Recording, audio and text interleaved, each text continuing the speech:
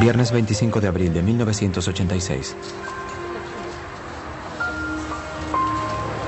Es un hermoso día de primavera para los 43.000 habitantes de Pripyat, en Ucrania. Es un día que quedará grabado para siempre en sus memorias.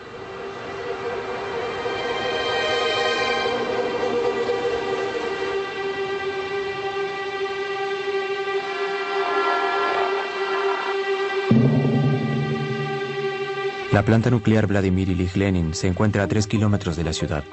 Allí trabajan varios miles de personas. Esta noche, los 176 empleados del bloque 4 reciben la orden de probar un sistema de autoalimentación del reactor. Algo que podría ahorrar energía. A la 1:23 am se desactivan los sistemas de seguridad y comienza el experimento.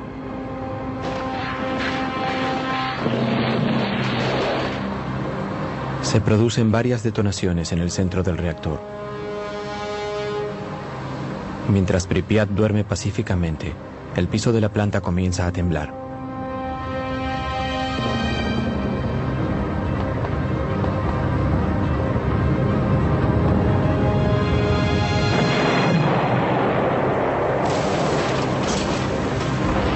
La tapa del reactor de 1.200 toneladas sale disparada hacia el aire. Una poderosa corriente de vapor radioactivo libera uranio y grafito a cientos de metros de la planta. Del enorme hoyo, una llama cargada de partículas radioactivas se dispara 1000 metros hacia el cielo.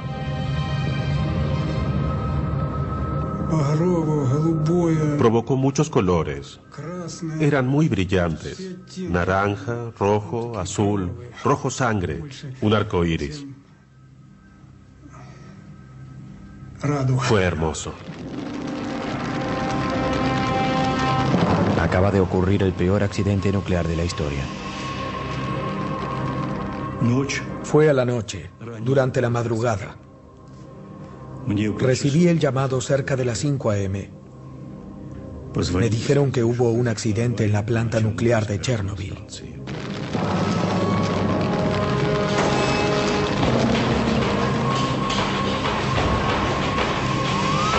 Los primeros bomberos luchan contra el fuego sin el equipo protector adecuado. Arrojan toneladas de agua sobre este extraño fuego, pero nada parece capaz de apagarlo. Todos quedan expuestos a dosis letales de radiación. Esa noche mueren 2 hombres. Otros 28 morirán en los meses siguientes. Son las primeras víctimas de Chernobyl. Nadie estaba preparado para una crisis así. Durante los siguientes 7 meses, 500.000 hombres luchan mano a mano contra un enemigo invisible. Es una batalla despiadada y no reconocida, que cobra las vidas de miles de héroes anónimos casi olvidados. Pero gracias a esos hombres se evitó lo peor. Una segunda explosión 10 veces más poderosa que Hiroshima, que habría acabado con la mitad de Europa. Esto fue mantenido en secreto durante 20 años por soviéticos y occidentales. Muchas de estas imágenes jamás se vieron. Las tomaron periodistas que también quedaron expuestos a la contaminación nuclear. Algunos de ellos murieron. Estas imágenes cuentan la historia de una guerra oculta, cuyas consecuencias aumentan el número de víctimas aún 20 años después. Esta es la verdadera historia del desastre de Chernobyl. El desastre de Chernobyl.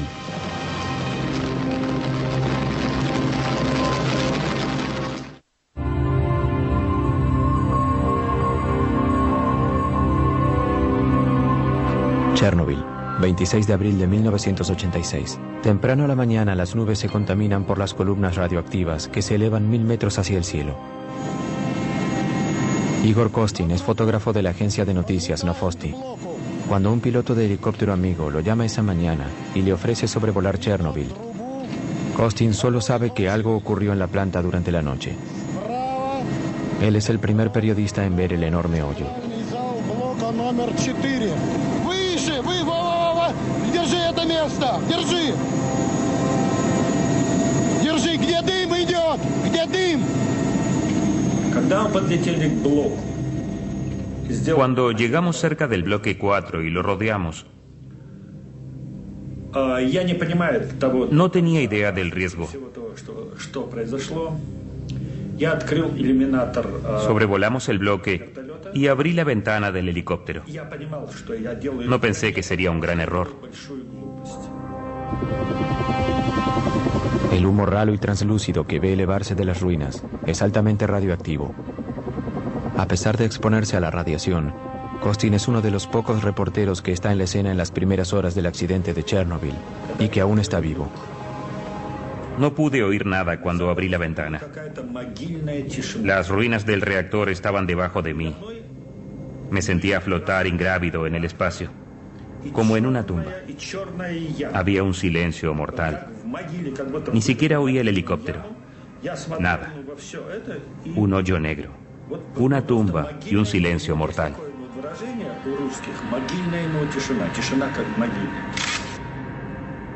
Esta foto es la primera imagen de la grieta. Al minuto todo mi equipo se atascó. No podía comprender qué pasaba. Pensé que me había quedado sin baterías. Solo logré tomar 12 fotografías. Al regresar a Kiev, procesé las imágenes y noté que los negativos estaban negros y los colores eran muy pobres. Entonces no lo sabía, pero las fotografías habían sido expuestas a la radioactividad. En el corazón del reactor, enterrado bajo 14 metros de escombros, el grafito que rodea el combustible nuclear arde y derrite el uranio. La lluvia radioactiva será 100 veces más grande que el poder combinado de las 2 bombas atómicas arrojadas sobre Hiroshima y Nagasaki. 26 de abril, Moscú, el Kremlin. En el Kremlin, 8 horas después de la explosión, Gorbachev tiene escasa información de la situación. La primera información habló de accidente y fuego. No decía nada acerca de una explosión. Al principio me dijeron que no hubo una explosión. Las consecuencias de esa información falsa fueron muy dramáticas. Pripyat, 26 de abril.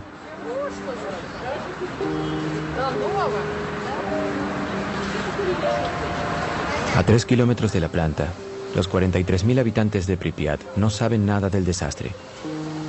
La vida continúa como siempre.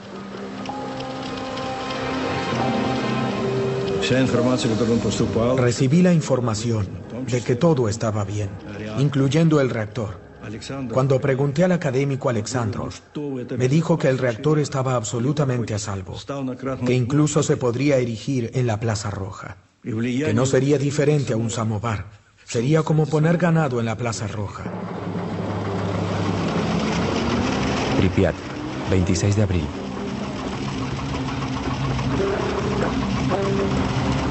En Pripyat se rumorea que hubo un incendio con víctimas durante la noche en la planta, pero no hay información oficial. Los destellos blancos en las imágenes son consecuencia de la radioactividad en la película. La gente en las calles no reacciona ante los soldados enmascarados diseminados por la ciudad.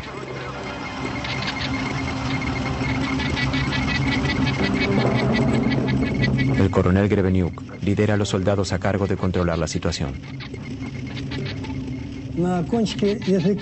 Sentíamos un sabor metálico en la boca, un sabor ácido. Dicen que la radiación no tiene sabor.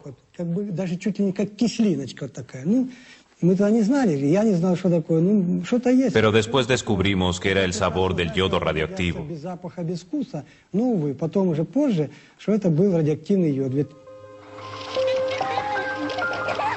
Mientras los niños juegan en las plazas, los hombres del coronel Greveniuk pasan el día tomando las primeras lecturas de radioactividad en la ciudad. En aquellos días, la radioactividad se medía en unidades llamadas Rontgens. El nivel atmosférico normal es de unos 12 millonésimos de Rontgen. A comienzos de la tarde, en Pripyat, las lecturas están a más de 200 milésimas de Rontgen. En otras palabras, 15.000 veces más altas que lo normal. A la noche, el nivel llega a ser 600.000 veces más alto que lo normal. Boulevard Lenin, 200. Boulevard Ucraína, 250 milirrogens. Y esa noche, 7 rogens. Mis subordinados comenzaron a pensar que las máquinas no funcionaban bien o que nos estaban mintiendo. No sabíamos que el reactor continuaba ardiendo, diseminando radiación. Este mapa está sellado en plástico porque continúa siendo radioactivo.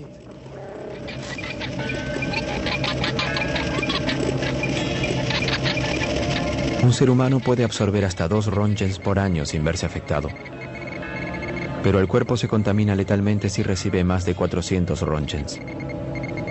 Durante ese primer día, los habitantes absorben más de 50 veces lo considerado una dosis inofensiva.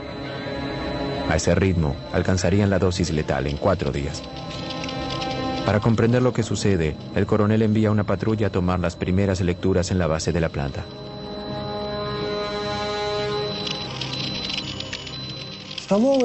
Marcaron las primeras lecturas en este mapa. 2080 Röntgens. Sentía temor por mis subordinados. ¿Cómo podría enviarlos allí? A estos niveles astronómicos, en 15 minutos un ser humano llega a absorber la dosis letal de radiación. Los números provocan conmoción en el Instituto Nuclear. Nunca antes vieron un nivel de radioactividad como este. Deprisa, Gorbachov crea una comisión gubernamental formada por los mejores expertos en energía nuclear del país.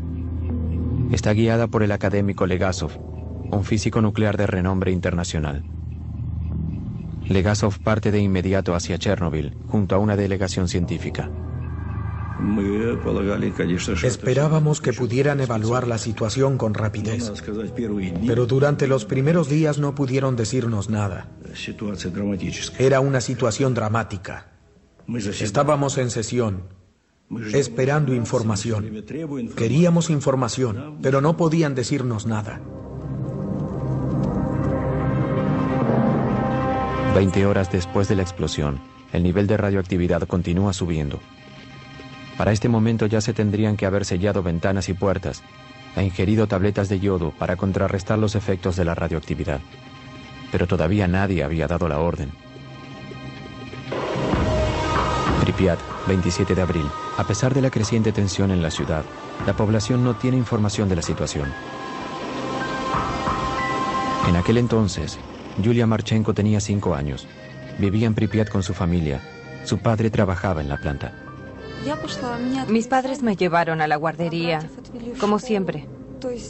Todo estaba absolutamente normal. Mi padre sabía que había habido un accidente, pero aún no se habían tomado precauciones. 30 horas después de la explosión, se toman las primeras medidas de seguridad. Llegan 2.700 autobuses a la ciudad. A las 2 p.m. los militares anuncian que la ciudad debe evacuarse por completo. Я помню, что в садике нам давали таблетки. Это йодинистый калий. Все родители... Recuerdo que los maestros nos dieron tabletas de yodo. Nuestros padres vinieron a recogernos.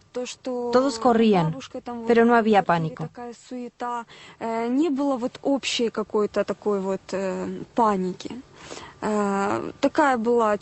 Pensamos que nos iríamos solo por 3 días.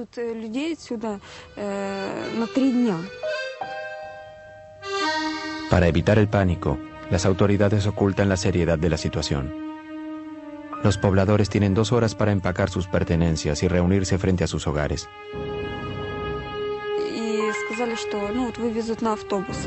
Nos dijeron que subiéramos a los autobuses. Recuerdo perfectamente bien escoger los juguetes que llevaría. Tenía muchas muñecas y quería llevarlas a todas, pero no pude. Ni siquiera pudimos llevar ropa de abrigo.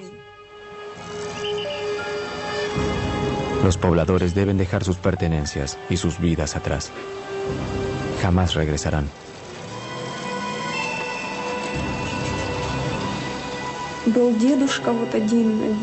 Había un hombre que no quería ir. Permaneció atrás. Hallaron su cuerpo unas semanas después. Nadie creía en lo que pasaba. Todos pensaban que les estaban mintiendo. Recordaban la ocupación alemana y decían que en 1941 al menos caían bombas, pero ahora nada. La gente mayor no creía en un enemigo invisible y no había tiempo para explicaciones. Mis soldados y yo simplemente acatábamos órdenes. Pripyat, 27 de abril. En 3 horas y media, evacúan pacíficamente 43.000 personas.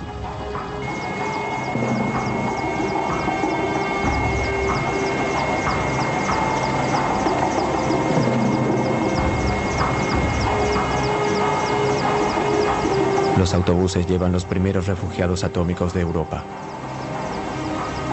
Estuvieron expuestos a altas dosis de radiación que alterarán la composición de su sangre y engendrarán cánceres fatales. Ну как я нахожу, что, по-моему, скоро его отмоют. Скоро люди здесь будут жить. Ну еще что вам сказать? Город должен жить. Красивый город. Вот я сейчас смотрю напротив стадиона. Здесь должны дети играть. Ну, без риска везде, по-моему, нигде нельзя.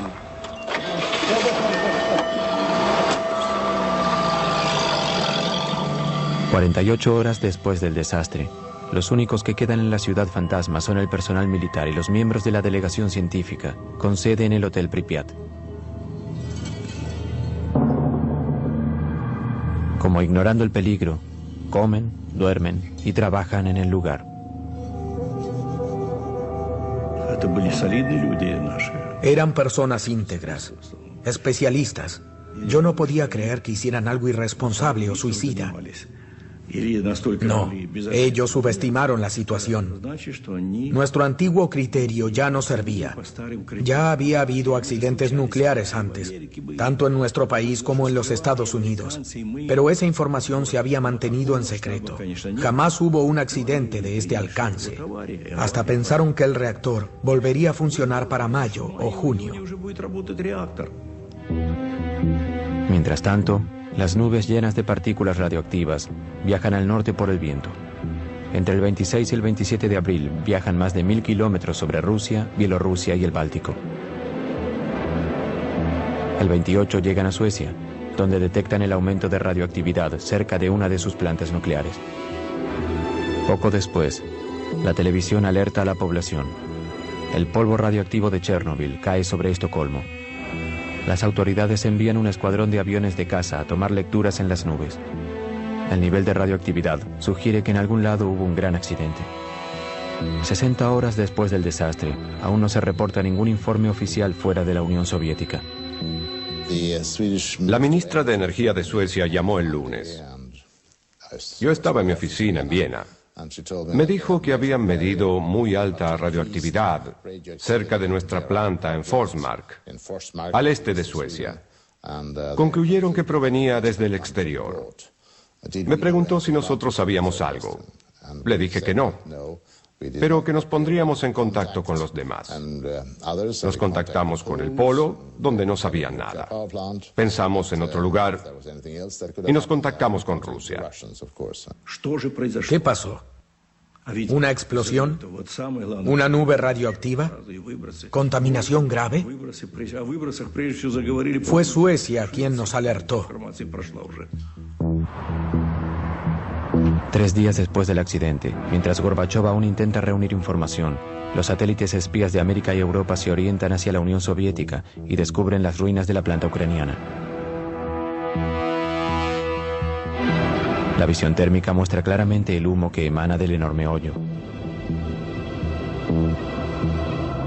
En la noche de ese lunes 28, recibimos un mensaje del señor Petrosian, el director de la Comisión de Energía Atómica de Rusia, en donde nos informa del accidente.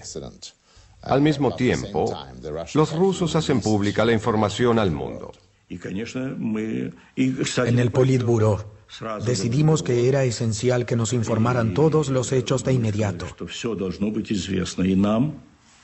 Llamé a la KGB, les pedí que estuvieran al tanto de todo lo que sucedía allí y que reportaran las conversaciones que mantenían los científicos. Les pedí que me reportaran toda la información a mí personalmente. Tomó más de 48 horas obtener información precisa del desastre.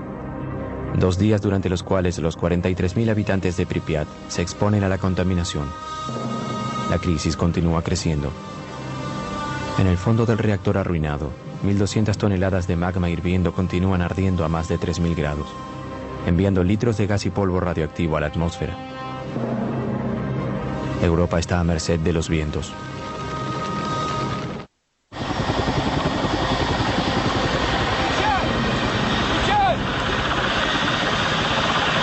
Chernobyl, 28 de abril.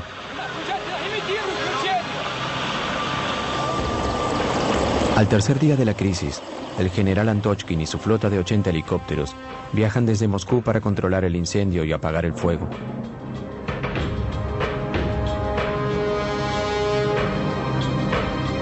Al llegar, el general vuela 200 metros sobre el reactor. Debido al fuego, la temperatura a esa altura era de entre 120 y 180 grados centígrados. Nuestro procesador de información, el instrumento para medir la radiación, solo subió a 500 roentgens. La aguja había enloquecido. Estaba fuera de escala. Creo que a los 200 metros de altura había al menos 1000 roentgens. Aún a esa altura, media hora de exposición sería letal. La fuerte corriente de aire caliente radioactivo que emana del reactor hace imposible acercarse. Tendrán que improvisar una manera de cumplir con su objetivo.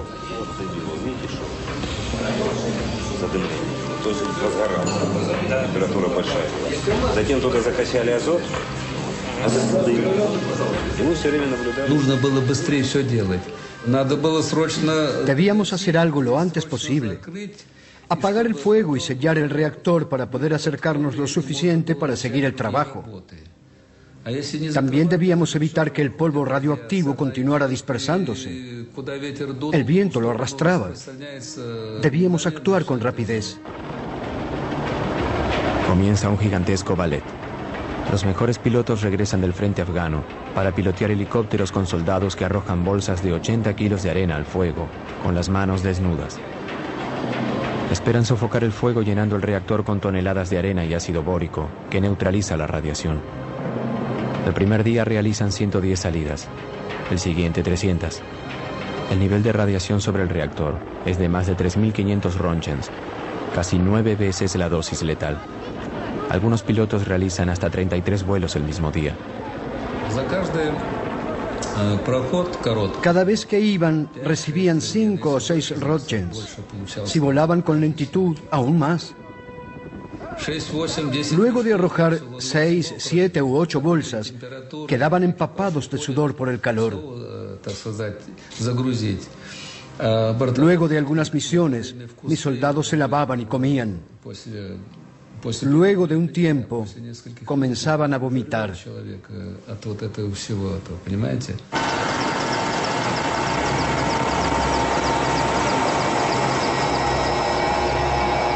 Desde que comienza la crisis, las víctimas de radiación son enviadas al hospital número 6 de Moscú. Tiene el único servicio del país que se especializa en enfermedades agudas por radiación y enfermedades ligadas a la exposición de altas dosis de radiación.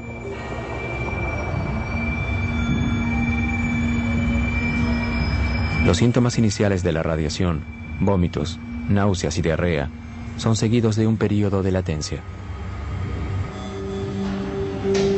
Solo después aparecen síntomas fatales, como el deterioro de la médula ósea y horribles quemaduras que comen la carne hasta el hueso.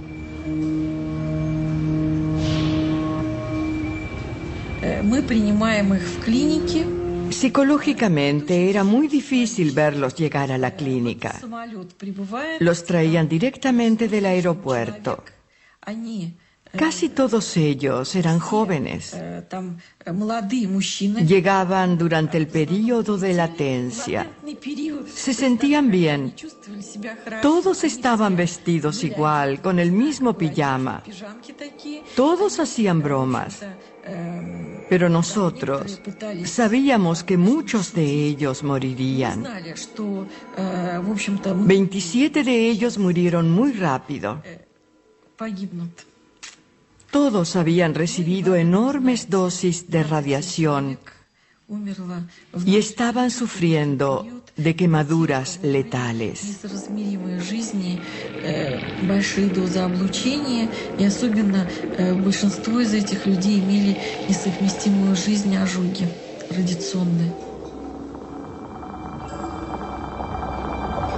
Por 15 años, las autoridades reconocerían solo a las primeras víctimas.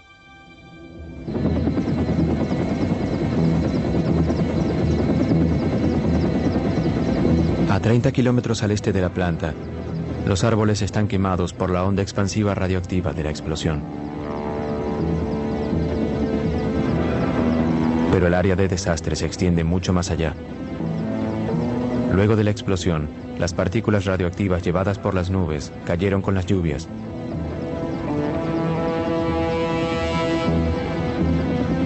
Este tipo de contaminación afectó a Ucrania, Bielorrusia y Rusia.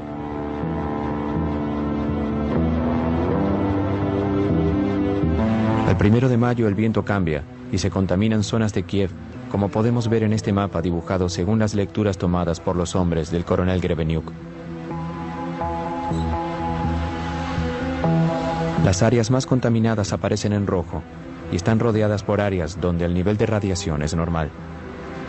Pero la población sigue en la oscuridad.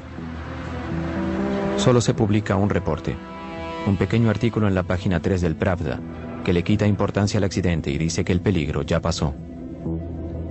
La situación empeoraba y todos actuábamos como si nada pasara. Continuábamos con las festividades del 1 de mayo, como si el país se rehusara a reconocer la situación. Ese fue el segundo error en el gran desastre de Chernobyl. 6 días después del accidente, a pesar de que el nivel de radiación supera en varios miles lo normal, las autoridades incitan a la gente a participar de las celebraciones del 1 de mayo, aún en zonas donde se sabía que había gran contaminación. Vi las festividades del 1 de mayo de 1986 con mis propios ojos. Estuve allí y presencié el desfile de la muerte. Fue un desfile de la muerte. Esas muertes fueron terribles.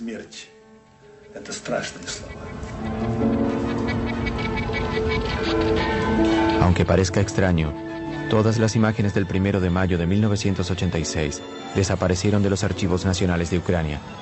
Solo quedan las fotografías de Igor Kostin. Sherbitsky, el primer secretario de Ucrania, también asistió a las festividades con su familia y sus nietos.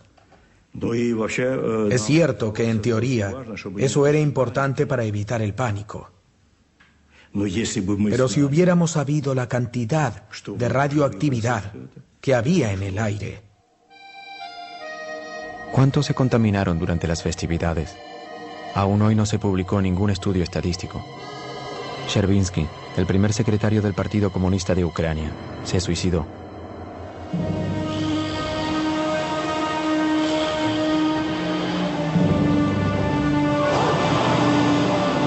El éxodo continúa una semana después de la explosión.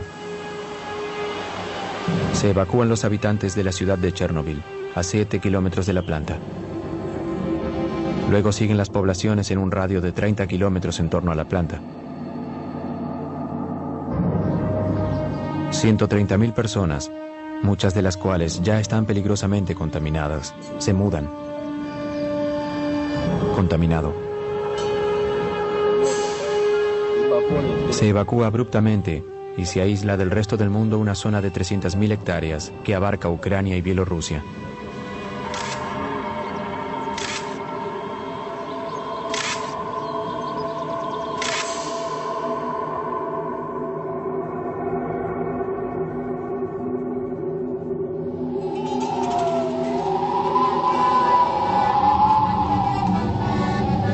Vasta zona desarraigada, toda una cultura despojada de su tierra, un mundo erradicado en unos pocos días por un enemigo invisible.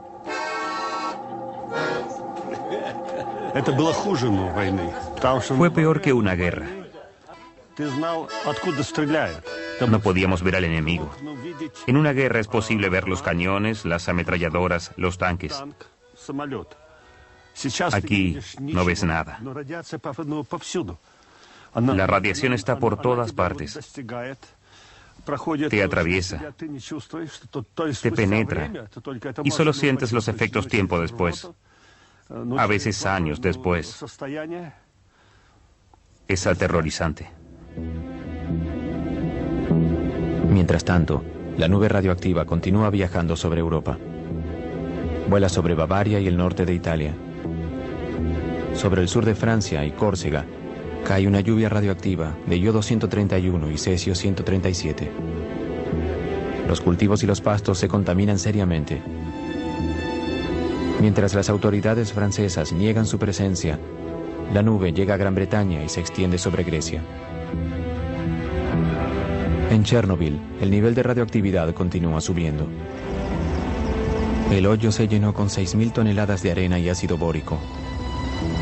Pero bajo este gigantesco tapón, la hirviente magma continúa ardiendo.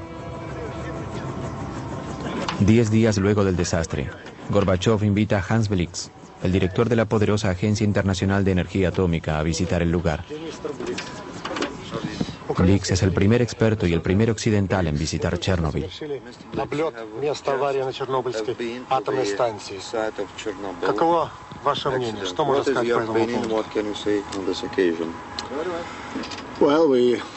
Vimos el lugar desde el aire. Advertimos que algo de humo emanaba de la parte dañada. Se hablaba mucho acerca del riesgo de una segunda explosión. Recuerdo que cuando estábamos en Moscú, llamó un amigo, un familiar de uno de mis expertos, y dijo que había rumores de que podría explotar un segundo reactor.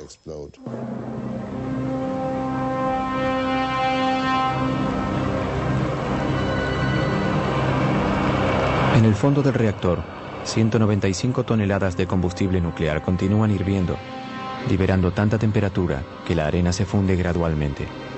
Aparecen grietas en la superficie del tapón.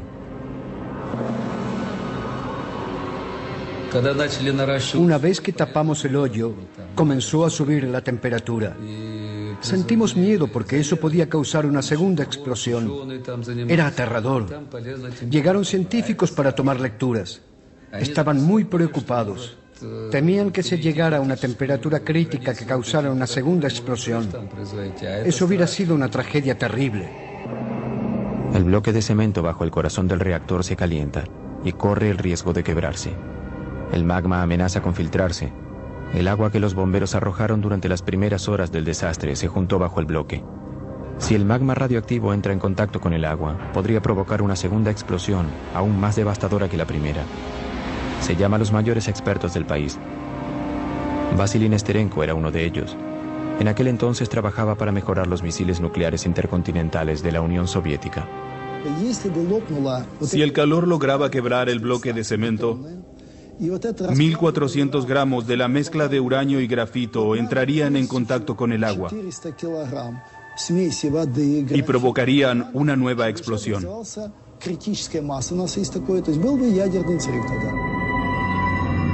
La consiguiente reacción en cadena provocaría una explosión comparable con una gigantesca bomba atómica. Nuestros expertos estudiaron la posibilidad y concluyeron que la explosión tendría una fuerza de 3 a 5 megatoneladas. Minsk, que está a 320 kilómetros de Chernobyl, habría desaparecido y Europa habría quedado inhabitable. Debíamos detener el proceso. Si continuaba, sería un enorme desastre. Un enorme desastre nuclear.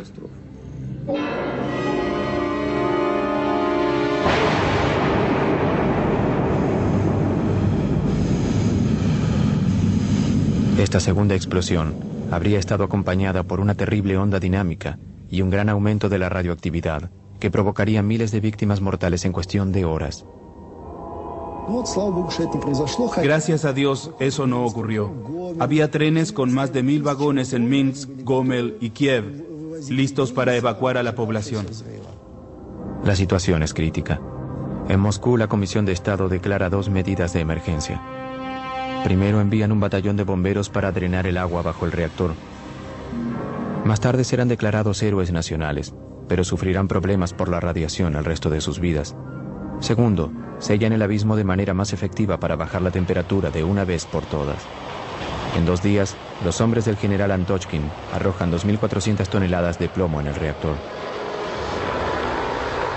En cuanto comenzamos a arrojar plomo, la temperatura bajó de inmediato. Se absorbió bien y selló el hoyo mientras se fundía.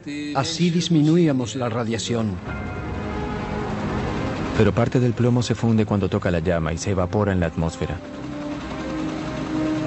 20 años después, los niños enfermos de Chernobyl aún tienen rastros de él. En la actualidad es muy criticado, pero dada la situación, no había mejor solución.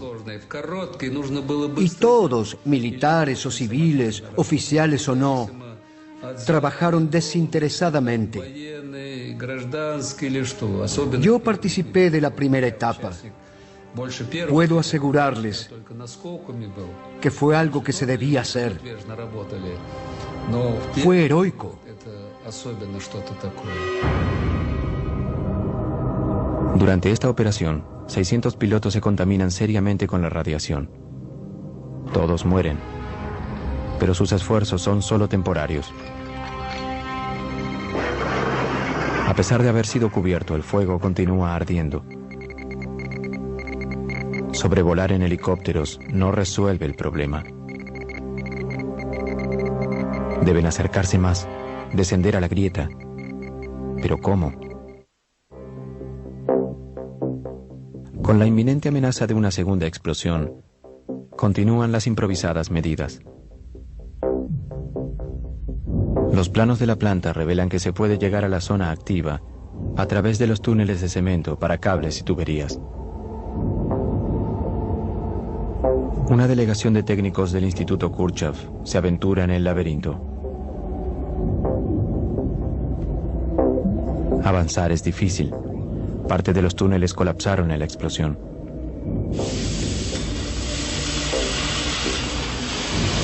Penetran a través del armazón del cuarto reactor con un soplete, llevando consigo detectores de radioactividad, termómetros y cámaras.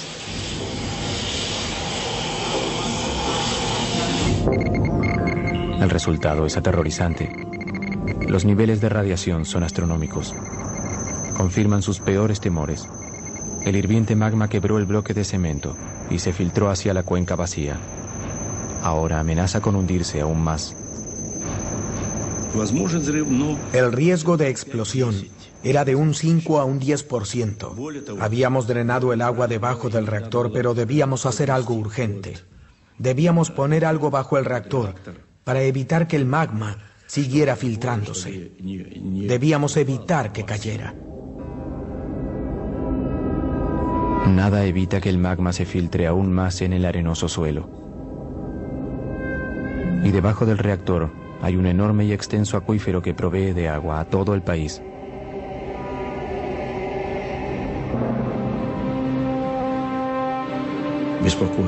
Lo que más nos preocupaba era que se hundiera toda la masa y llegara al agua subterránea. Eso contaminaría los ríos Pripyat, Dniepr y Kiev, el Mar Negro. Era imperioso llegar a una solución. Se considera una nueva operación, pero implicará la pérdida de más vidas. El 12 de mayo de 1986, 17 días después de la explosión inicial, los mineros de Tula, a 1000 kilómetros de Chernobyl, reciben una visita desde el Kremlin. El viceministro de la industria minera. El ministro nos habló acerca del accidente en Chernobyl. Nos dijo que necesitaban mineros de nuestra región, la cuenca de Moscú. Nos dio 24 horas para reunir nuestras cosas. Al día siguiente nos llevaron en autobús desde la plaza hasta el aeropuerto de Moscú. El 13 de mayo nuestros camaradas ya trabajaban en Chernobyl.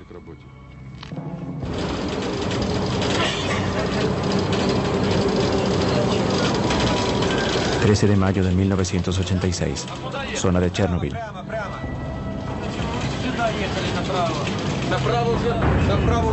Su misión, llegar al reactor desde el único acceso posible, el subterráneo.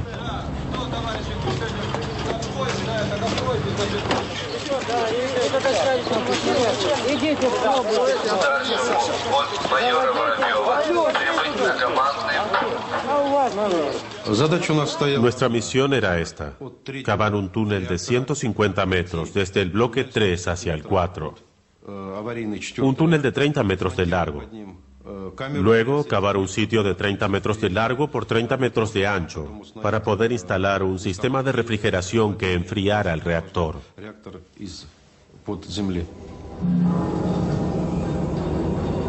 Para limitar la exposición a la radiación, los mineros cavan 12 metros hacia abajo antes de dirigirse hacia el reactor en llamas.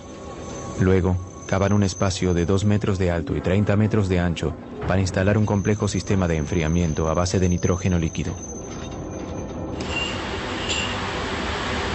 Тебе говорили, что нужен вентиляционный рукав. Ты меня слышишь?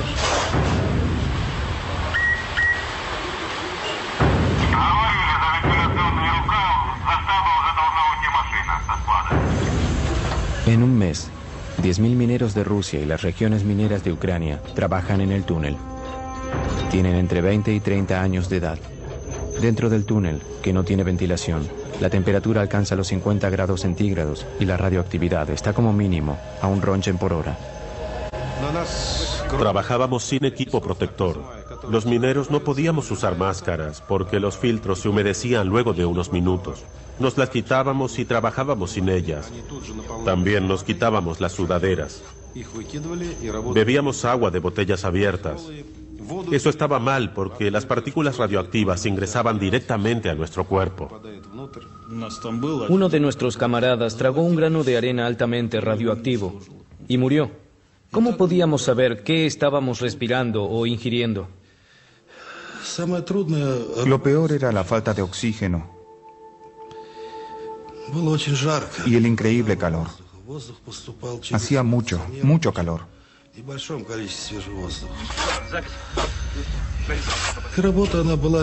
Debíamos trabajar muy rápido, a un paso extremo, rápido, muy rápido. Eso fue lo peor. Vamos. Batallones de 30 mineros se van relevando cada 3 horas, 24 horas por día. En un mes y 4 días cavan un túnel de 150 metros, un trabajo que en una mina normalmente hubiera llevado 3 meses. Los lugares más peligrosos no estaban abajo. No había tanta radiación debajo del reactor.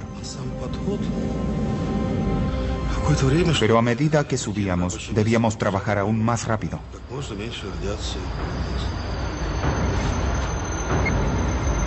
La radioactividad en la boca del túnel es 300 veces más alta. Todos los mineros quedan expuestos. Jamás les informan de los verdaderos peligros a los que se enfrentan.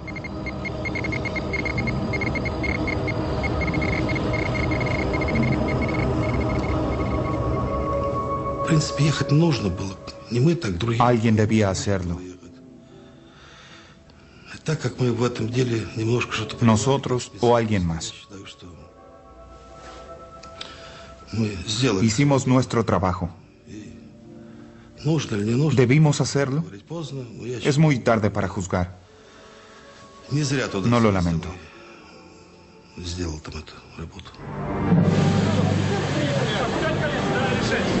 Los mineros cumplen su misión, pero jamás se instala el sistema refrigerante bajo el reactor.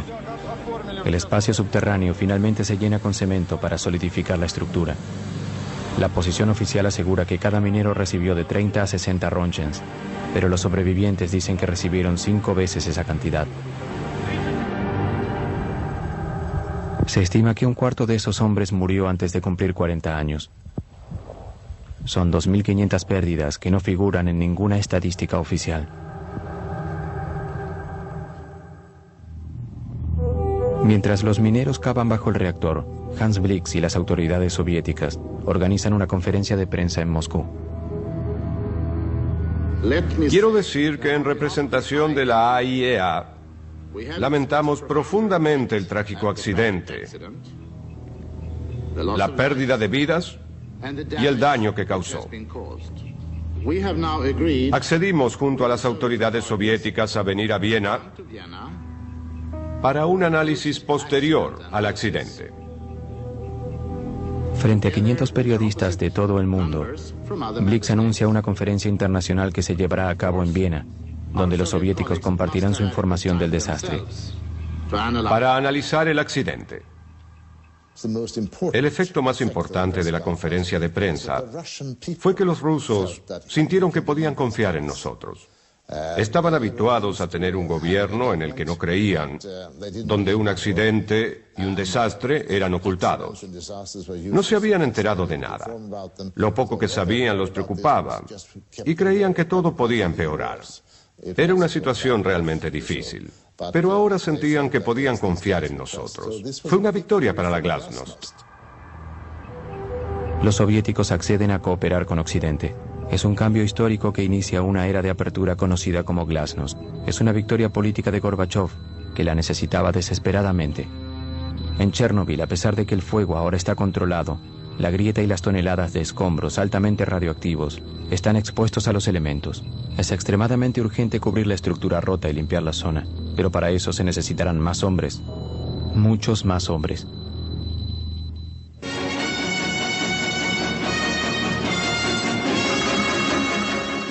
Добрый вечер, товарищи. 18 días después del desastre, Gorbachov finalmente se dirige al pueblo soviético. Авария на Чернобыльской атомной электростанции. Она больно затронула советских людей, взволновала международную общественность.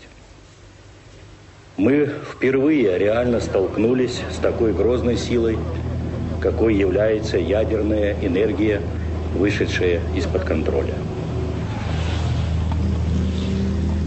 Вся работа, по сути, ведется круглосуточно. Задействованы научные, технические, экономические возможности всей страны.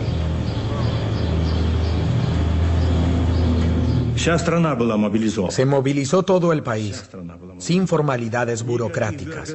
Si alguien tenía lo que necesitábamos, lo tomábamos, sin formalidades. Luego nos preocuparíamos del costo. Era una situación límite. El general Nikolai Tarakanov comanda las tropas terrestres. En un año pasaron 100.000 soldados y oficiales por Chernobyl. Todos eran reservistas.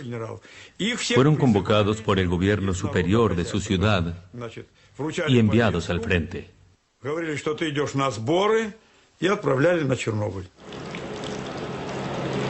Personal militar o civiles, oficiales o simples soldados, todos eran liquidadores. Una palabra inventada para la batalla de Chernobyl. Su misión, limpiar o liquidar la radioactividad.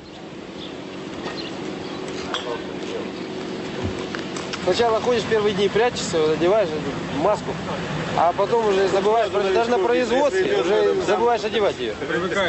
Уже как дома, чувствуешь себя действительно, привыкаешь здорово. Все улыбаются, все довольны. Водку не продают. Вообще в Москве такой слух был, что на Чернобыль приезжает, водителям каждый день дают 150 грамм этого. Я с женой разговаривал, 150, и да. рассказываю, говорю, в столовую заходишь 150, выходишь 150. Она, ты хоть закусывай там. Самое интересное, тут просто нет. Шагу не ступить, говорю. Igor Kostin fue uno de los 5 reporteros de guerra autorizados por el Kremlin para cubrir la batalla. Es un cambio en un país que mantenía todo oculto. 3 de sus colegas murieron. No había títulos, ni ministros, generales o soldados. Nadie decía, soy general, hagan lo que digo. Todos hacían lo que podían. Y así fue como la operación apodada la liquidación del accidente de Chernobyl se puso en movimiento.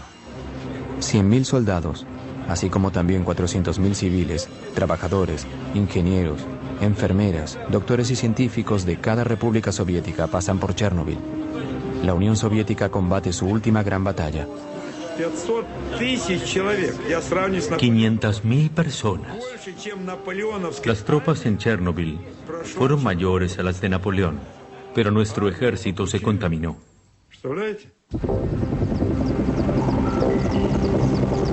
Desde el cielo, los helicópteros arrojan toneladas de un líquido pegajoso, denominado burba, una mezcla coagulable que decanta el polvo radioactivo en el suelo. Mientras tanto, brigadas de liquidadores están a cargo de limpiar la zona y de remover casa por casa la capa de polvo radioactivo que lo cubre todo.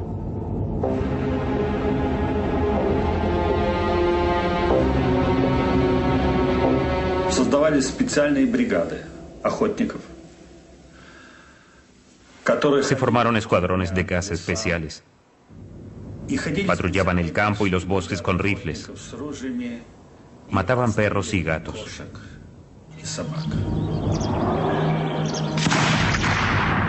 Debían matarse todos los animales, porque cuando pasaban por zonas altamente contaminadas, su pelaje se impregnaba de radioactividad. Podían contaminar a los liquidadores.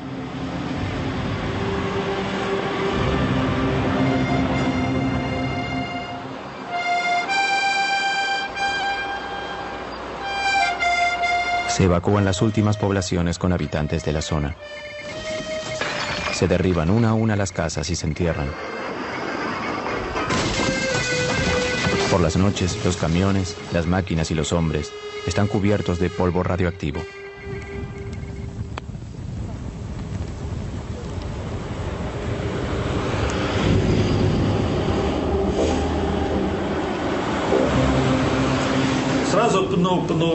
Nos duchábamos unas 5 o 6 veces.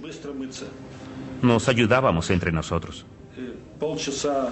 Usábamos guantes de cáñamo y el jabón más duro disponible.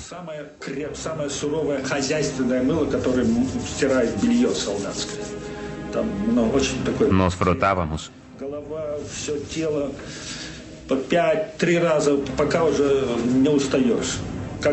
Nos poníamos ropa nueva. Después comíamos. Comíamos muy bien allí, porque debíamos permanecer fuertes para luchar contra la radiación iónica. La radiación iónica busca los puntos débiles del cuerpo.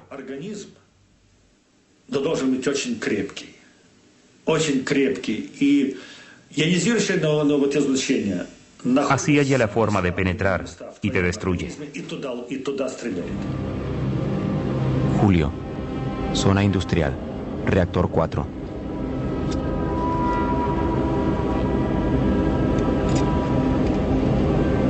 En torno a la planta se origina una enorme operación. Son 7 días por semana sin ningún día libre. Se trasladan 300.000 metros cúbicos de tierra contaminada a hoyos enormes que luego se cubren con cemento.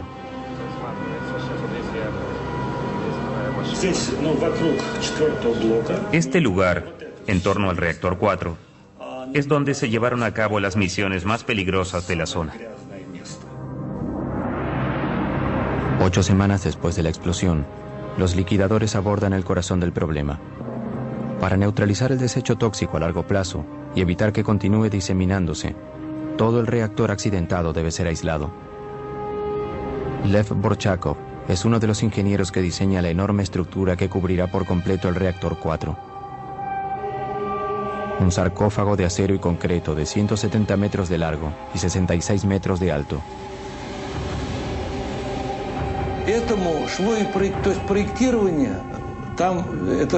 Era un proyecto único en todo el mundo. Nadie jamás había construido una estructura así en una zona tan radioactiva. Solo se podía trabajar unos minutos por vez. Jamás se había hecho algo así.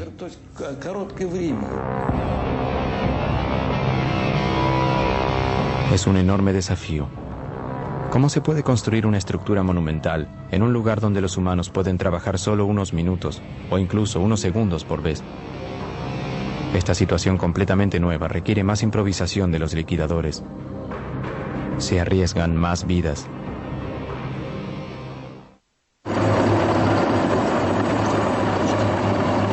Pasaron más de 12 semanas desde la explosión inicial en el bloque número 4 de la planta nuclear de Chernobyl. Para detener la contaminación letal, se lanza un último ataque.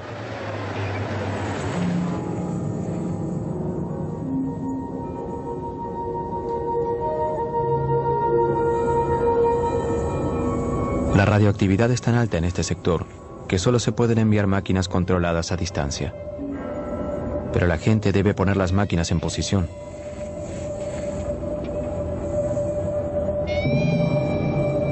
Los trabajadores solo pueden permanecer unos minutos para evitar recibir una dosis fatal de radiación. Con cada segundo, sus vidas peligran más y más. Este es uno de los vehículos blindados. Parece primitivo, pero debimos construirlo nosotros. Revestimos las cabinas por completo con plomo para proteger a los soldados contra la radiación.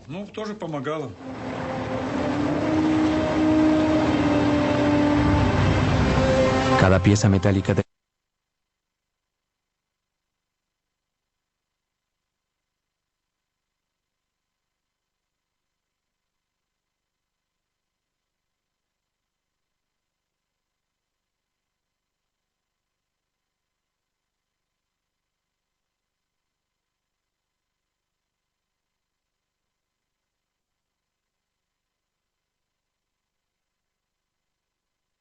esta grúa. No podíamos trabajar mucho tiempo en el lugar. No podíamos equivocarnos. El más leve error de cálculo y hubiera sido imposible encajar las distintas partes.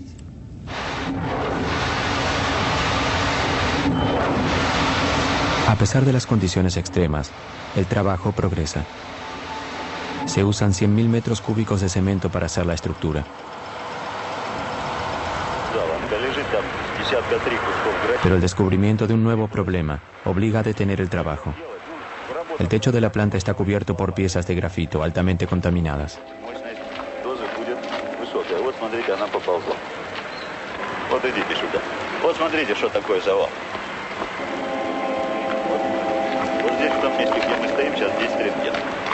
Это будет примерно 1000. Вот около вот этого колпака примерно 200. Все, пойдемте. На сегодня хватит нам. Выходим, пойдемте. И ты тоже выходи отсюда. Estas piezas de grafito envolvían varas de uranio. Fueron arrojadas del reactor durante la explosión. Una sola pieza despide suficiente radioactividad como para matar a un hombre en menos de una hora. Deben deshacerse de ellas antes de continuar con la construcción.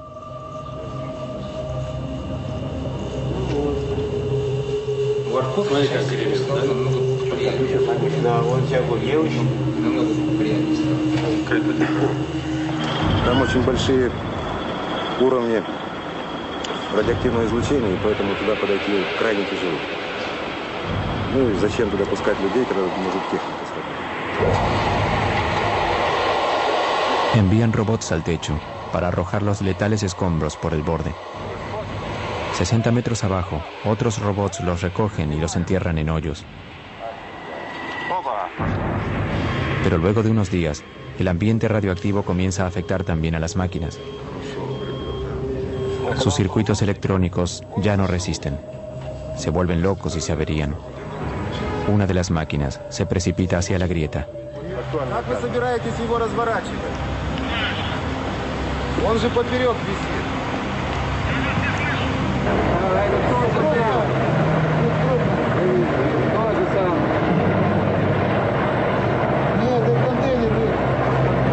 En el techo, las máquinas robóticas ya no son una opción. Los hombres deberán reemplazarlas. Soldados rusos, apodados biorobots para la ocasión. Este batallón de jóvenes reservistas se prepara para subir al techo del reactor número 3 por primera vez. Tienen entre 20 y 30 años de edad. Todos ellos son reservistas convocados para la batalla más peligrosa y letal de Chernobyl. Ningún humano trabajó jamás en zonas tan radioactivas como esta. El general Nikolai Tarakanov está a cargo de las operaciones y controló personalmente cada detalle, hasta los trajes de plomo cosidos a mano que cada soldado debió confeccionar la noche anterior al ataque.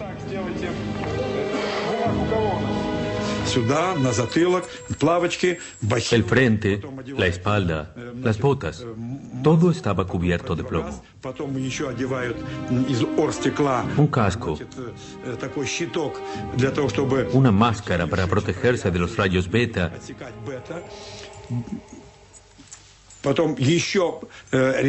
y un delantal especial. Doble capa de protección en las manos. Todo el uniforme pesaba de 26 a 30 kilogramos.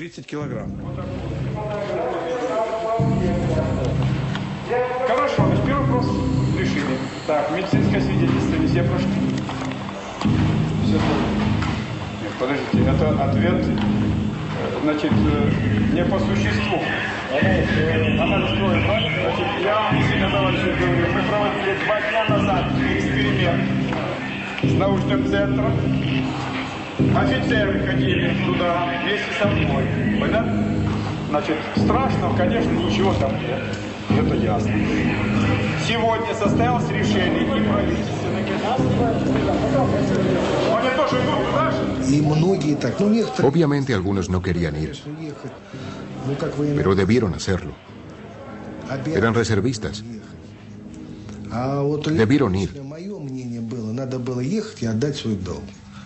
Yo no lo dudé. Debía hacer mi trabajo. ¿Quién más lo haría por mí? ¿Quién limpiaría este desastre para que la radioactividad no se diseminara por todo el mundo? Alguien tenía que hacerlo. 2 semanas y media de infierno. Pero el infierno duraba 2 o 3 minutos para cada soldado. A veces solo 40 segundos cuando el nivel era demasiado alto. Nos cuidábamos de calcular bien el tiempo para salvar la mayor cantidad de vidas posible.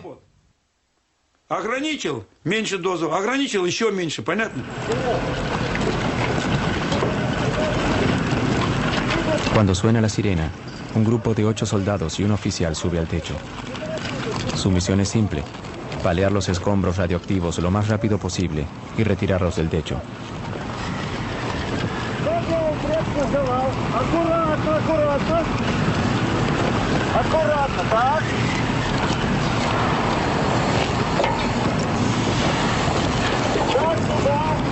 Según los cálculos del general Tarakanov, el nivel de radioactividad, estimado en 7000 Roentgens por hora, solo permite estar 45 segundos en el techo. El tiempo suficiente para un par de paladas.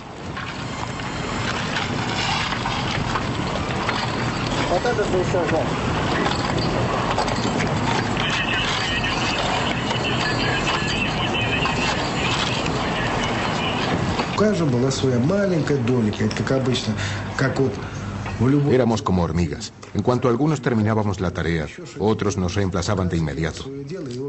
Todos hacían su trabajo sin importar lo pequeño que fuera. Así todos juntos pudimos luchar contra la radioactividad. Durante 10 días, un nuevo equipo de biorobots sube al techo cada 10 minutos. Según el personal militar, 3.500 personas participan de la limpieza. Algunos, como Igor Kostin y Konstantin Fedotov, subieron al techo 5 veces.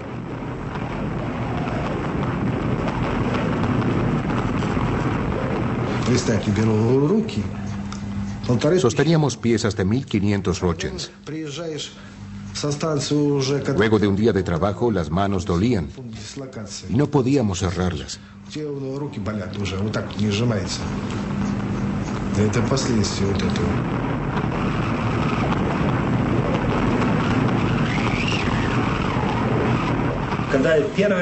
La primera vez que subí al techo, me conmovió el ambiente místico que había.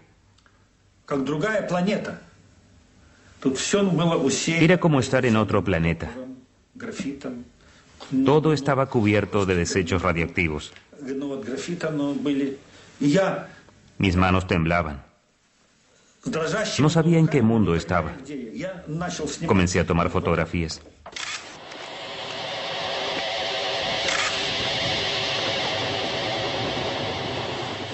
Si miran bien, pueden ver los rastros de la radiación en la película. Yo sostenía la cámara así, y esto se elevaba del piso así. Los ojos dolían y sentíamos un sabor metálico en la boca. Eran los dos síntomas. Una vez que sentías eso, sabías que habías recibido más que la dosis. No podías sentir los dientes. En la boca sentías el sabor del plomo.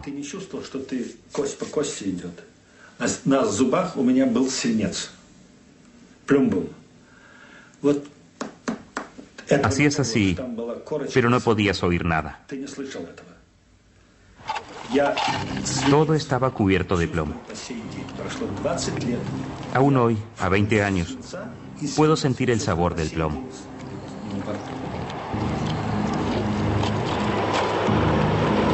Miles de ellos descubrirán que este sabor peculiar significa que el enemigo invisible está atacando. Porque mientras estos biorobots sacrifican su vida en el techo de la planta, la limpieza continúa en la zona de 30 kilómetros, 24 horas por día, llueva o haya sol.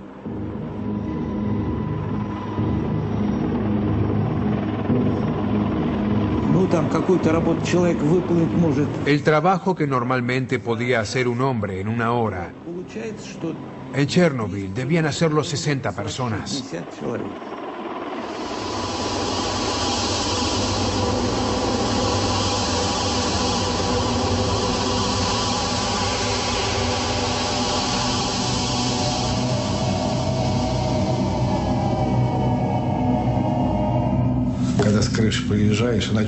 Cuando bajábamos del techo, parecía que unos vampiros habían succionado nuestra sangre.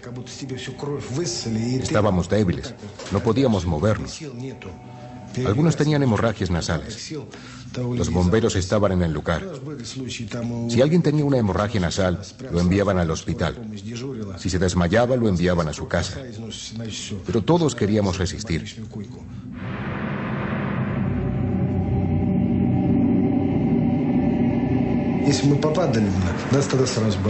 En aquella época éramos jóvenes y fuertes.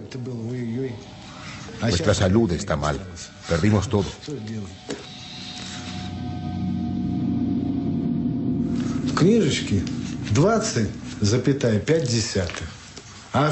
En mi registro figura que recibí 20.5 rochens. ¿Qué significa eso? Ese número es muchas veces más bajo que la dosis real.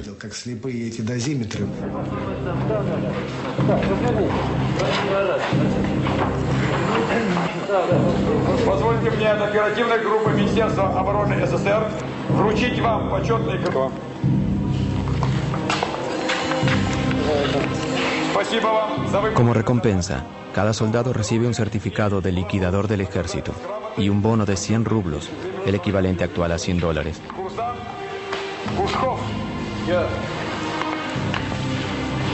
За выполнение ответственного задания награждаетесь. Arriesgaron sus vidas, pero solo redujeron el nivel de radiación del techo en un 35%. Cuando enviaron a todas esas personas al techo, nadie conocía con exactitud el nivel de la radiación. Ahora sabemos que estaba entre 10.000 y 12.000 rochens por hora. Con ese nivel de radioactividad, no tendrían que haber enviado a nadie. 7 meses después de la explosión, la zona está limpia y se completó el sarcófago. 500.000 personas, militares y civiles, participaron de la operación. Dije a la comisión que por haber enfrentado esos niveles de radioactividad, haber limpiado todo ese grafito y haber cumplido tareas tan heroicas, nuestros soldados necesitaban algo simbólico como colocar nuestra bandera.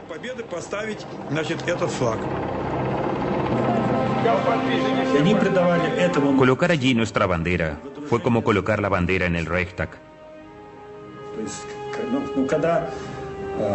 Cuando el Ejército Rojo conquistó el fascismo, Para ellos, la bandera fue el símbolo de su triunfo sobre la radioactividad.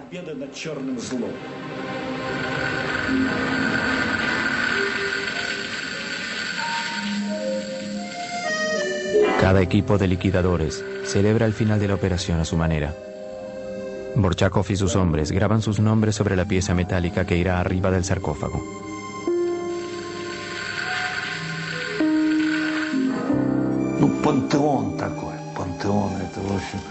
Nuestro sarcófago es un panteón, una tumba, un mausoleo. Nuestro segundo mausoleo. Luego de eso ya no construimos más plantas nucleares.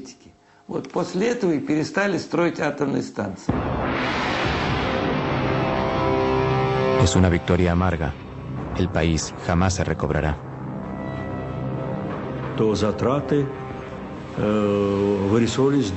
Nos costó 18.000 millones de rublos. En aquel entonces un rublo valía $1. 18.000 millones es mucho dinero.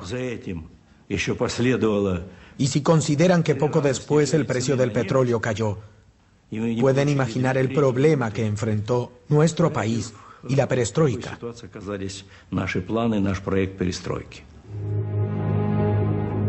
Caen las primeras nevadas sobre Chernobyl. Para las autoridades, esto demuestra que el sarcófago es hermético. Al menos por 30 años, según sus predicciones. Los liquidadores regresaron a casa. Los reactores 1, 2 y 3 están en actividad. La primera batalla de Chernobyl culminó con una victoria que anuncia el final de la Unión Soviética. Pero para muchos, también marca el comienzo de una guerra que, 20 años después, aún no terminó. 20 años después, Pripyat continúa siendo una ciudad fantasma. Yulia, junto a Igor Kostin, desea ver el apartamento donde vivió con su familia hasta el fatídico día de la evacuación. Al contrario de lo que les dijeron, ningún habitante del lugar pudo regresar a vivir a los desiertos edificios.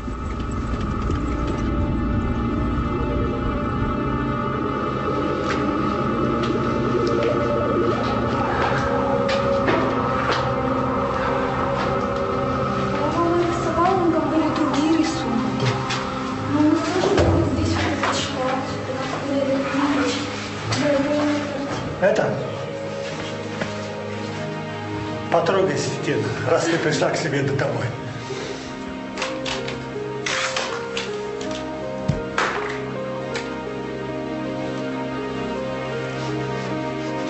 Para Igor Kostin, la visita también despierta dolorosos recuerdos.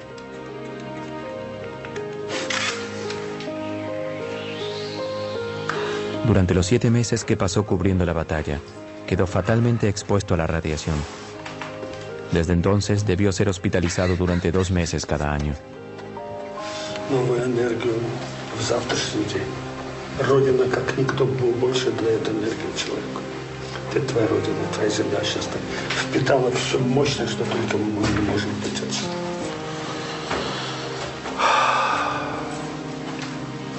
У меня такое ощущение, что я забрала всю жизнь.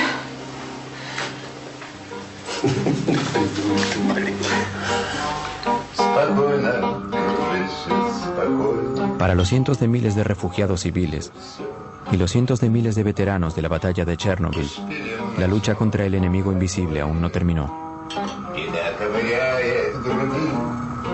Todos quienes estuvieron en Chernobyl aún sufren por la radioactividad que absorbió sus cuerpos.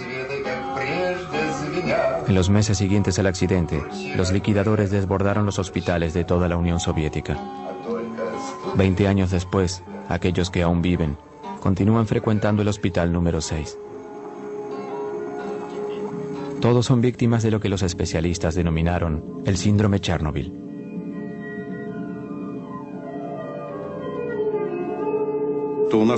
Todos tenemos muchos síntomas. En el corazón, el estómago, el hígado, los riñones, en el sistema nervioso. Nuestros cuerpos quedaron muy afectados por los cambios metabólicos causados por la radiación y la exposición química.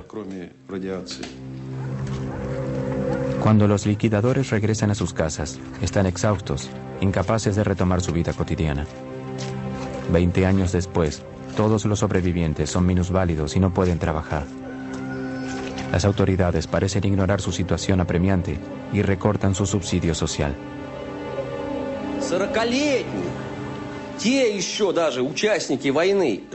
Los veteranos de la guerra en Afganistán aún están vivos. Mientras nosotros nos consumimos.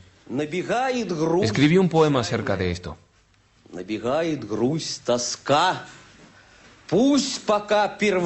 Me inunda la tristeza, la nostalgia y la angustia. Como una bala en la sien. Nada se detiene. La madre implora a Dios en secreto que le perdone su vida. Estos hombres no tenían siquiera 30 años cuando lucharon contra el átomo. Actualmente los sobrevivientes aún no cumplieron los 50, aunque luchan como ancianos para sobrevivir. Según el ejército, de los 500.000 liquidadores de Chernobyl, 20.000 ya murieron. 200.000 son oficialmente minusválidos. No sabemos cuánto tiempo viviremos ni qué enfermedad nos matará. No conocemos los efectos que tendrá en nuestros hijos, en caso de que haya alguno. Sabemos todo eso. Sabemos que el enemigo invisible nos destruye por dentro, como un gusano. Para nosotros, la guerra continúa y de a poco nos escabullimos de este mundo.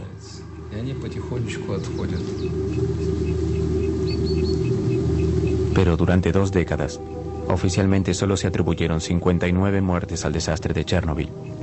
No se realizó ni un solo estudio a los 130.000 refugiados de la zona. El Estado no realizó ni una sola estadística de los 500.000 liquidadores. No hay registros de la población que continúa viviendo cerca de Chernobyl y en las zonas contaminadas. Esas personas tampoco saben la verdadera cantidad de radiación a la que estuvieron expuestas. 6-0, да? Це вже підвищується. Вчора була 5 і 7, а сьогодні вже 6-0. Степень однаково може бути. Да? Плюс-мінус. Плюс-мінус. Це не таке страшне. Слухайте, до скількох страшне? До скількох? Ну, кажіть правду. До скількох страшне? До скількох? До 20. Una diputada del Soviet Supremo descubrió el ocultamiento sistemático de las verdaderas consecuencias de Chernobyl en 1991, cuando se disolvió el Imperio Soviético. Aprovechando la anarquía en el país, logró conseguir una copia de un documento ultra secreto. 600 páginas de un reporte al Comité Central, escrito mientras la batalla de Chernobyl aún continuaba. Cuando leí estos documentos, descubrí que todo había sido diferente. Descubrí las terribles mentiras que los líderes del partido nos habían contado. El decreto número 12 decía que hacia el 12 de mayo de 1986, unas 10.189 personas ya habían sido hospitalizadas. 345 mostraban señales de lesiones por radiación. Al mismo tiempo, nos decían que todo estaba bien, que no pasaba nada serio. Me di cuenta del alcance de las mentiras. Según Ala, otro párrafo revela que las autoridades habían cambiado arbitrariamente los valores, multiplicando por 5 lo que se consideraba la dosis aceptable de radiación para el cuerpo humano.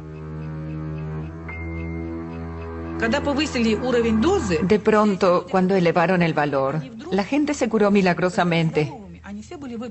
Les daban de alta en el hospital y los enviaban a sus casas. Fue criminal. La tendencia a manipular los números no fue algo privativo de los soviéticos. A fines de agosto de 1986 se llevó a cabo la primera conferencia internacional para evaluar Chernobyl a puertas cerradas. Estaba presidida por Hans Blix. Ningún periodista u observador pudo entrar al anfiteatro. La delegación rusa estuvo guiada por Legasov, el hombre que había estado a cargo de la comisión gubernamental durante el desastre de Chernobyl. Cuando le encargamos la preparación del reporte para la AIEA, le dimos la tarea de reportar todo. Redactó un reporte muy detallado que puso a todos en estado de shock.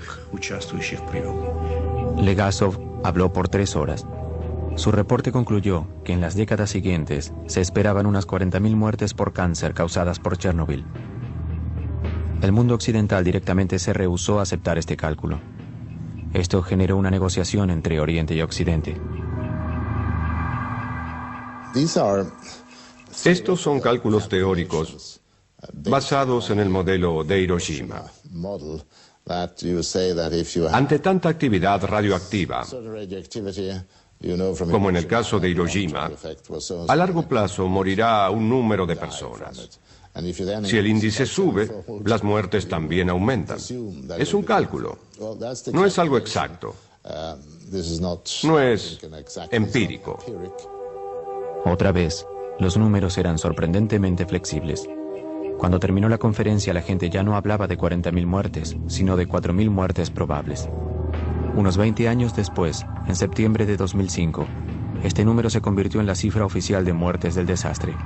Los más acérrimos oponentes de la política soviética de transparencia fueron los franceses, que hasta llegaron a negar que la nube radioactiva había pasado por sobre su país. Est-ce qu'on a constaté quelque chose au-dessus de la France? Non, parce que les vents ne vont pas dans cette direction-là. Les vents tournent dans le sens inverse des aiguilles d'une montre. Il n'y a pas lieu du tout de s'inquiéter. C'est sans aucun danger pour la santé publique. 20 años después, en Francia y en especial en Córcega, se reportan casos de cáncer de tiroides de la misma naturaleza y gravedad que los de las regiones cercanas a Chernobyl.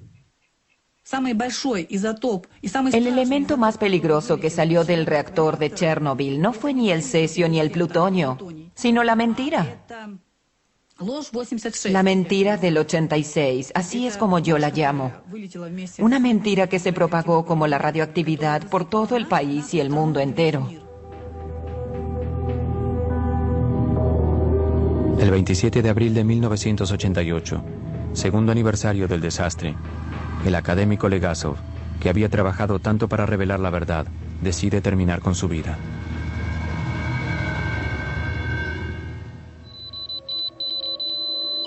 Actualmente, como perfectas metáforas de la mentira institucionalizada, las partículas radioactivas arrojadas desde el reactor en la explosión continúan envenenando la Tierra.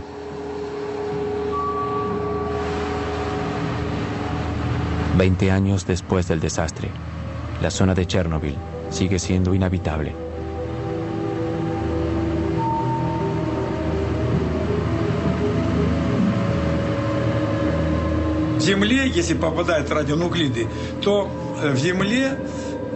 En 5 años, los radionucleidos se hunden 5 centímetros en el suelo contaminado. 20 años más tarde están 20 centímetros bajo tierra. Continúan contaminando todas las plantas.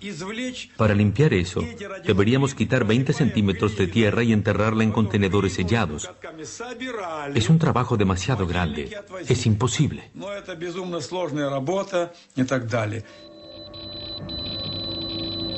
Actualmente, 8 millones de personas viven en zonas contaminadas de Ucrania, Rusia y en especial Bielorrusia.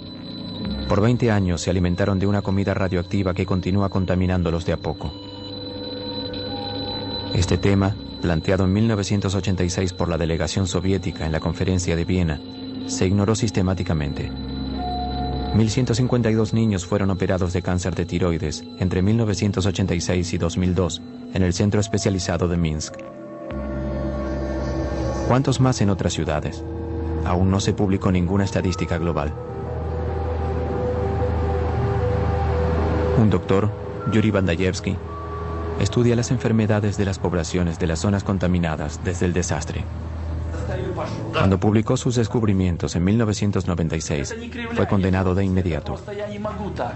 Arrestado y sentenciado oficialmente por corrupción, pasó los siguientes 5 años en prisión. En noviembre de 2005, continuaba bajo arresto domiciliario. Miren qué pasa si la madre se contamina con cesio durante el embarazo. Miren cuántas deformaciones en una sola familia. Labio leporino, falta de ojos, cráneos deformes. Estos embriones son de hámsters alimentados solo con pasto contaminado de la región de Gómel. El resultado, toda una camada de animales deformes. Me horrorizó la cantidad de embriones deformes desarrollados en animales que habían comido alimento contaminado con cesio. En 2 semanas obtuve un horrible número de deformaciones. En general, cuando uno encuentra un monstruo, lo describe. Todos conocemos el Museo Kunstkamera de Pedro el Grande en San Petersburgo. Francamente, yo podía crear la cantidad de monstruos que quisiera.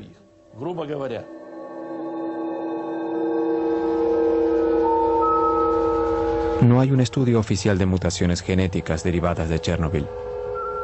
A pesar de los miles de abortos producidos en los meses posteriores al desastre, hay cientos de niños que sufren los efectos de la radiación. Las deformaciones que vemos entre estos niños son similares a las de los hámsters de Bandayevsky. En Bielorrusia actualmente 300.000 niños sufren las consecuencias de la contaminación. Organizaciones no gubernamentales, como la Cruz Verde Internacional, fundada por Gorbachov luego de dejar el gobierno en 1991, abrieron centros de tratamiento y de apoyo para las víctimas de Chernobyl. También organizan campamentos terapéuticos que buscan enseñar a las nuevas generaciones de áreas contaminadas cómo convivir con la radioactividad, como aquí, que controlan la contaminación de la comida. ¿Cuántos años continuaremos con esto? ¿800 años? 800 años. ¿Hasta que nazca el segundo Jesucristo? ¿Hasta su regreso? Sí.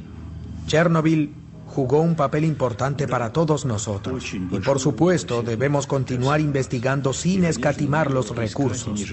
Debemos fortalecer nuestra cooperación internacional y crear centros científicos internacionales para hallar nuevas fuentes de energía más seguras. Ese es el tema principal.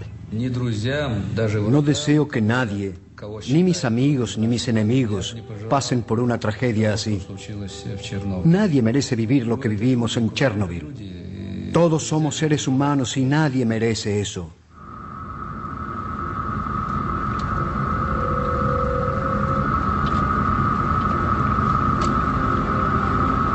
En el corazón de la zona, a 10 kilómetros de la planta nuclear y oculto en el bosque, está Chernobyl 2.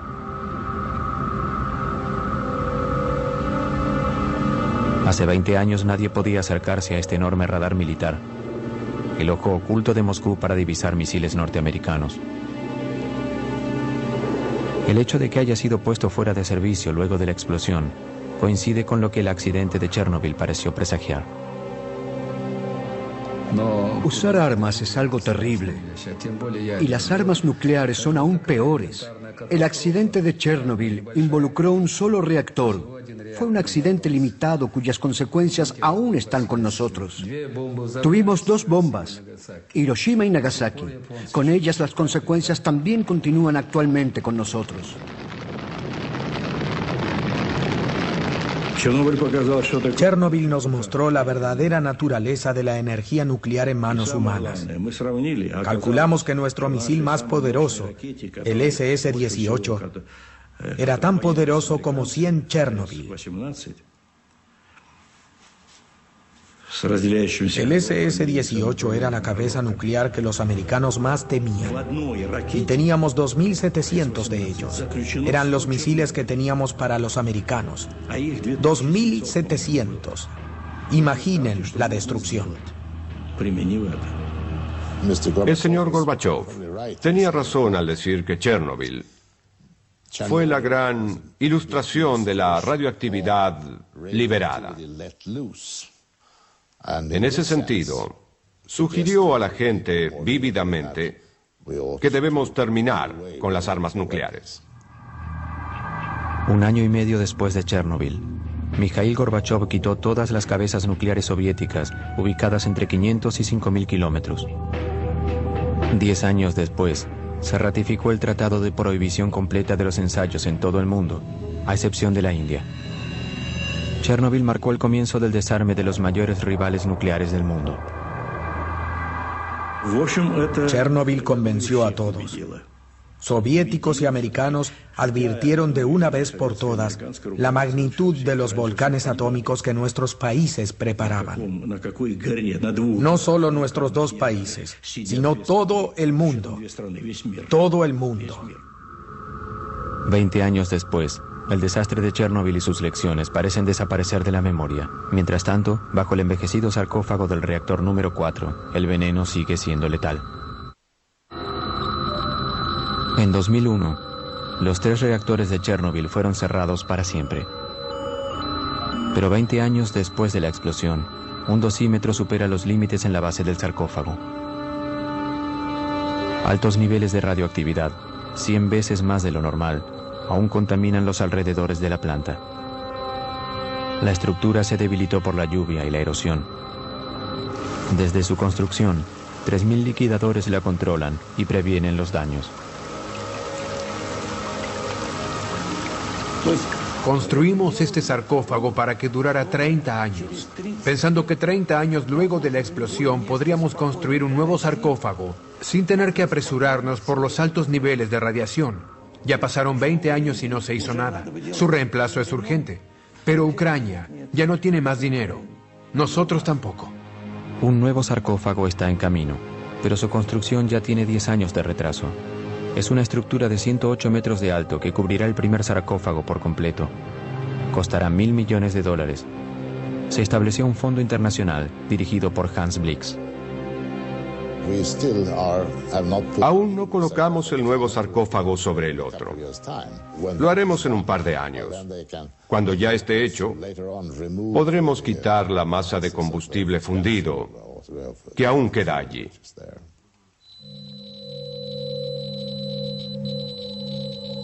«20 años después de la explosión, el magma frío del corazón del reactor, a 14 metros bajo tierra, continúa siendo una gran amenaza. Y continuará haciéndolo por muchos años más.